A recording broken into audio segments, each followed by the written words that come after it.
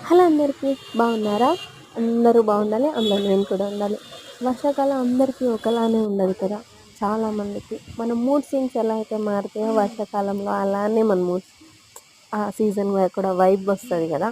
అంటే ఎలా అంటే మన వైబ్ను బట్టే మన ఫేసెస్లో హ్యాపీనెస్, సాడ్నెస్. కొంతమందికి అయితే వర్షాకాలం అస్సలు నచ్చదు, కొంతమందికి అయితే చాలా సాడ్నెస్ ఇచ్చింది. చూసాం కదా last year of course Vijayawada అంతా మునిగిపోయింది. ఈ ఇయర్ అలా కాకుండా ఉండాలని మనస్ఫూర్తిగా కోరుకుంటున్నాను. ఎందుకంటే చాలా అంటే చాలా ఇది చూసిన లాస్ట్ టైం విజయవాడలో.